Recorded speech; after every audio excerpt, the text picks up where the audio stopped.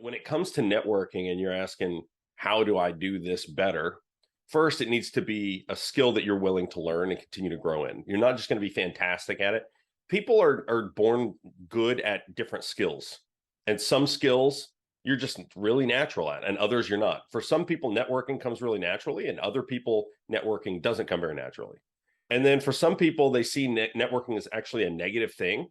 They perceive the definition as how I can use my relationships to get things that only benefit me. And that's not really the definition. Networking is really just connecting with people. And if they have something that helps you, great. And if you have something that helps them, awesome. But if you're saying, I want to be better at networking, how can I really do that? What I would do is, let's say you're going to the Bigger Pockets conference and you want to talk to a bunch of people. I would be ready for the question, hey, what do you do? Right. So come up with a really quick, short answer.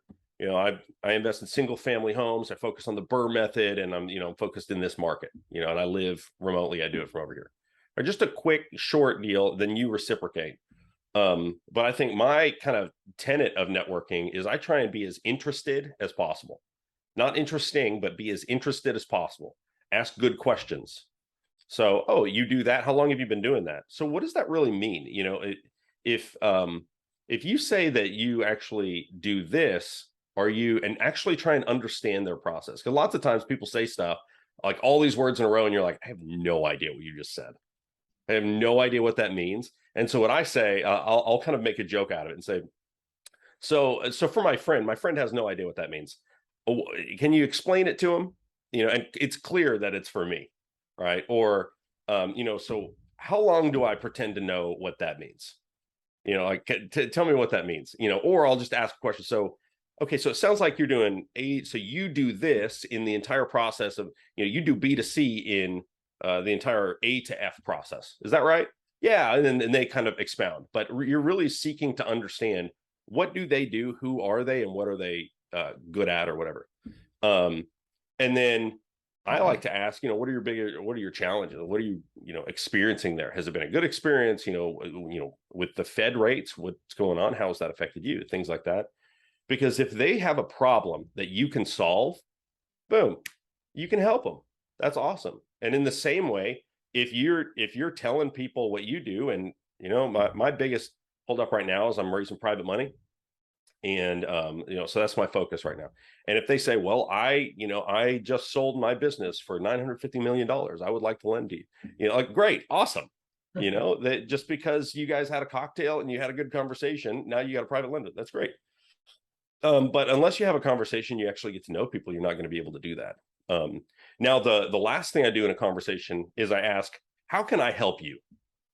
I did this recently with a guy who he actually did just sell his business for $950 million.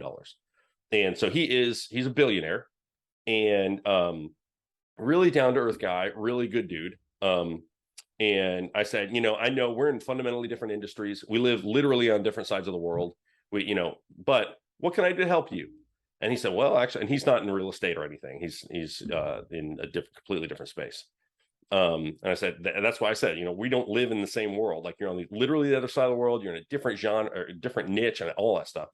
And he said, well, I'm interested in taking all this money that I have no idea what to do, and putting it into real estate, but I don't really want to do it. Like, I don't want to learn the real estate piece. Like, what would you recommend?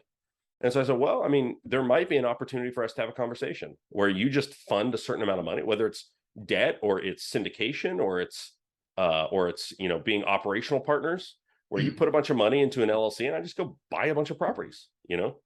Now that would take some effort from me too, and so I want to be operationally, or I guess ideologically, aligned with them. But he's got challenges too. His just happens to be, I have so much money, I don't even know what to do with it, so that it doesn't devalue into nothing with interest rates and inflation and stuff like that. So that's what I do, is be interested, not interesting, ask really good questions. And the art of question asking is a skill. It is not just a gift. Some people are naturally good at it, but it's a skill that you can grow in. Ask those questions. And then usually I try at the end to say, how can I help you? Anything I can do that would, be helpful to you, as a natural, like, just normal end, because what they're probably going to do is reciprocate the question. And then have something ready. Say, well, the two things I'm focused on are raising private money and, whatever your other focus is.